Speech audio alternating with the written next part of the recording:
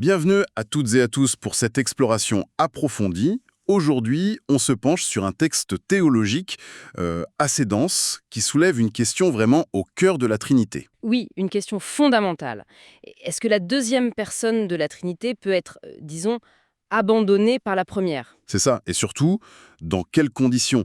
Est-ce que c'est quelque chose d'inhérent à leur relation éternelle ou bien est-ce que ça ne peut arriver que si la deuxième personne s'incarne, prend une forme créée? Exactement, c'est toute la question. Alors, le document qu'on a sous les yeux, il présente différentes idées, différentes perspectives là-dessus.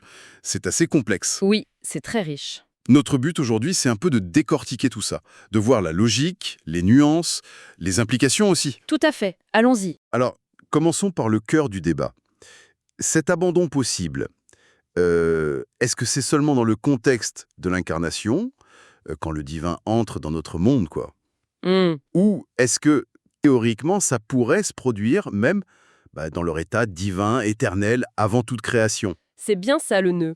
Le texte nous présente deux points de vue là-dessus. D'accord. Alors, la première thèse, elle dit quoi? Alors, la première perspective, qui est assez audacieuse, je dirais, elle suggère que oui, cet abandon serait possible même sans incarnation. Ah oui, comment ça? L'idée, c'est que l'abandon, vu comme une expérience de séparation, de retrait relationnel, ce n'est pas forcément lié au corps, à l'état de créature. D'accord, on pourrait distinguer la souffrance, disons, spirituelle de la souffrance physique. C'est un peu ça l'idée. La souffrance de l'abandon pourrait être pensée indépendamment d'une forme physique. Donc, si je suis bien, cette première vue suggère que la première personne pourrait, en théorie, abandonner la deuxième, même dans l'éternité, en dehors de toute histoire de péché ou de création. C'est exactement ça qui est présenté. Théoriquement, hein, même dans cette sphère divine éternelle, ce que le texte appelle Yongwan Muha, l'éternel infini. Yongwan Muha, d'accord. Ouais.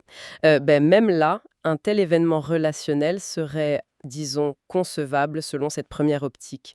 Ce qui est assez frappant, c'est cette dissociation entre l'abandon et le fait d'être une créature ou d'entrer dans le monde matériel. Ça devient une potentialité purement relationnelle, en quelque sorte. Voilà, c'est ça. C'est vertigineux comme perspective. Mais alors, le texte explore une autre voie, c'est ça? Une seconde perspective. Oui, et c'est celle que l'auteur semble clairement préférer. C'est vers elle qu'il conclut. D'accord. Et qu'est-ce qu'elle dit, cette seconde vue?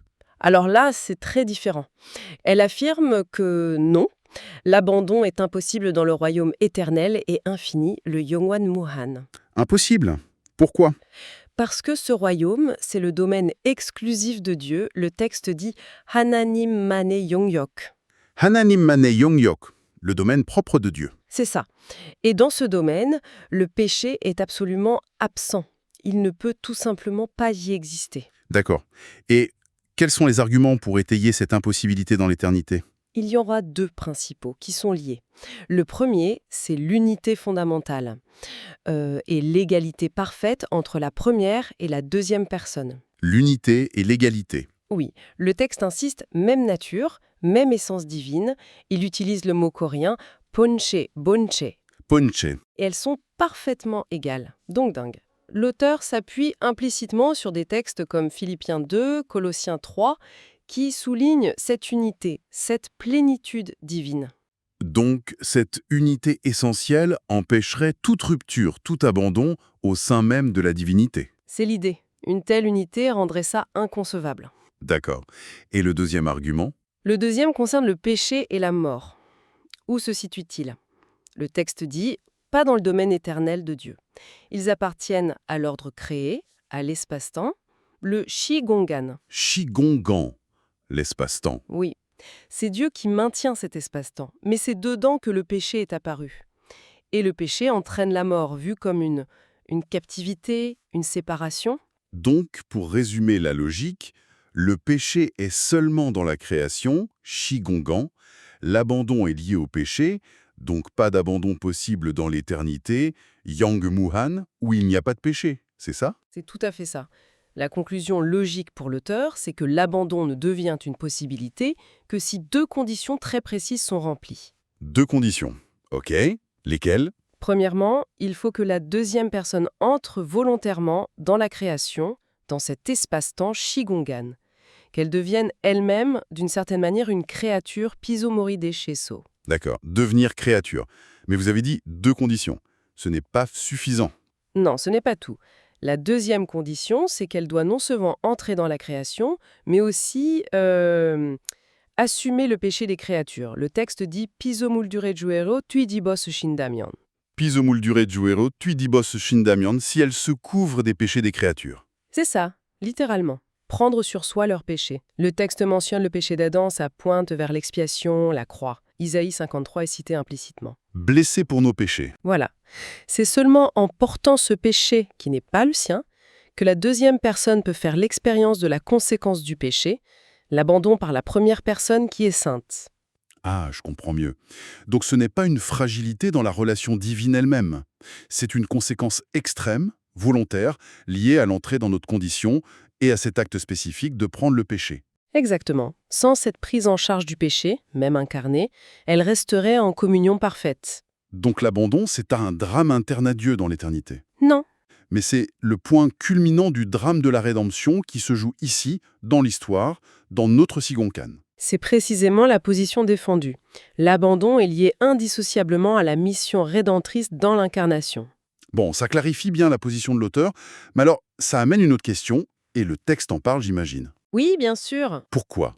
Pourquoi la deuxième personne choisirait-elle d'entrer dans cet espace-temps, de devenir créature, sachant que ça ouvre cette porte terrible de l'abandon ? Quelle est la raison donnée ? Tout à fait. Le texte explore ce pourquoi. Et ça part d'un constat sur notre condition. Nous, les créatures, dans l'espace-temps. Oui. On est incapable de percevoir Dieu directement, dans son essence éternelle. L'auteur cite Jean 1,18. Personne n'a jamais vu Dieu.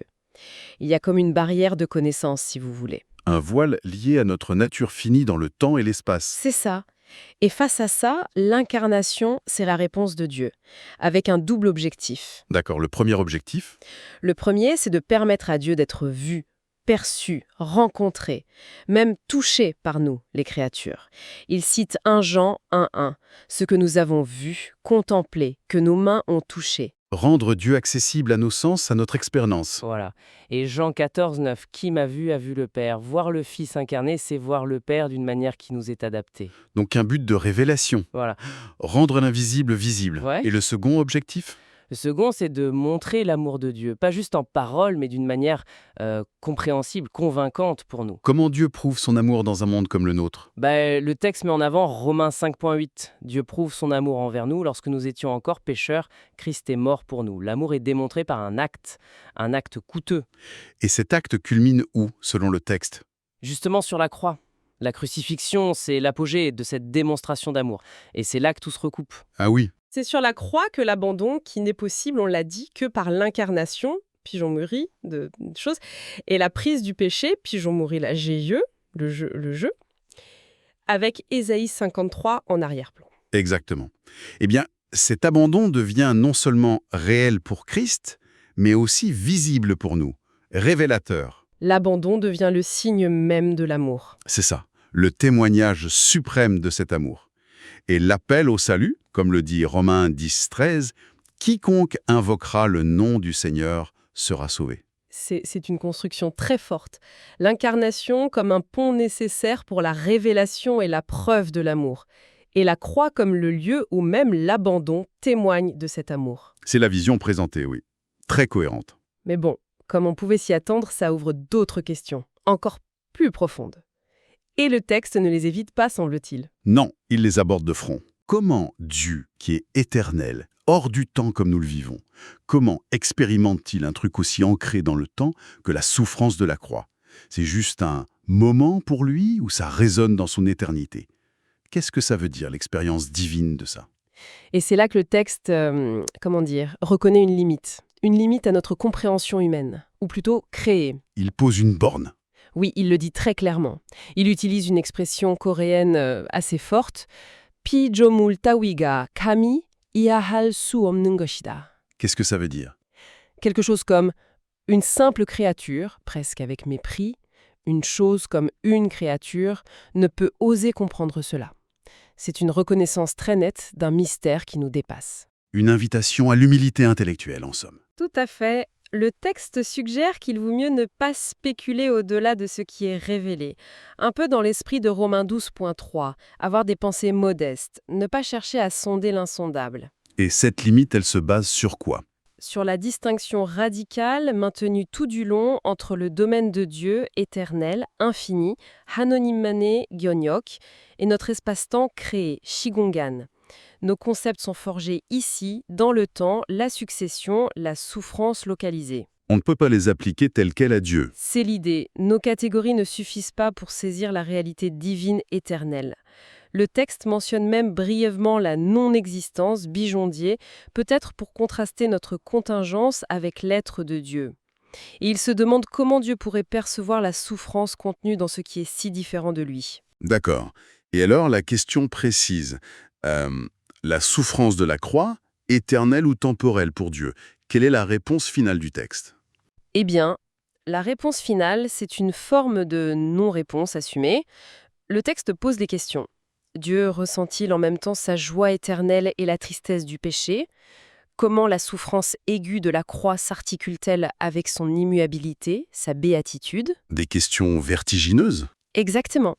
Et après les avoir posées, le texte conclut humblement: la manière exacte dont Dieu, dans son éternité, intègre ou expérimente cette souffrance vécue par Christ dans le temps, ça reste insondable pour nous créatures limitées. Il choisit de s'arrêter là. Oui, il affirme que la relation entre l'immuabilité divine et cette expérience historique de souffrance, surtout l'abandon, ça dépasse notre compréhension. Il respecte le mystère. Bon, si on essaie de résumer notre parcours dans ce texte, on a vu deux visions sur l'abandon de la deuxième personne. C'est ça. La conclusion forte de l'auteur, pas possible dans l'éternité divine, ça demande l'incarnation dans notre espace-temps et la prise en charge du péché. Exactement, les deux conditions. Ensuite, on a exploré le pourquoi de cette incarnation. Un acte pour se révéler à nous, créatures limitées. Et pour nous montrer son amour de façon tangible. Voilà. Avec la croix comme point culminant, où l'abandon lui-même devient un signe paradoxal de cet amour. Tout à fait. Et pour finir, face aux questions ultimes sur comment Dieu vit tout ça, le texte nous rappelle nos limites, l'humilité face au mystère de Dieu, se concentrer sur ce qui est révélé. C'est une excellente synthèse, oui. Le texte nous laisse vraiment méditer sur ce lien complexe entre l'éternel, le Yongwan Muan, et le temporel, le Shikongon. Il maintient une distinction forte entre les deux ordres. Oui, il affirme l'impossibilité de l'abandon dans l'unité divine éternelle parfaite, mais il décrit aussi l'abandon comme une réalité vécue intensément par Christ dans l'histoire, pour nous. La distinction est claire. Très claire. Et ça nous laisse peut-être avec une dernière question, une piste de réflexion que le texte, lui, laisse en suspens. Ah oui, hein, laquelle? Si l'abandon est une expérience limitée à l'espace-temps, Sigonkan, liée à l'incarnation et au péché, comment cet événement historique précis, le cri sur la croix, comment est-ce qu'il se rapporte ou est-ce qu'il affecte la relation éternelle immuable au sein de la Trinité? Bonne question. Si le texte trace une frontière nette, comment penser le lien? C'est ça. Comment penser l'écho de cet événement temporel dans l'éternité divine, sans faire exploser l'idée de l'immuabilité de Dieu?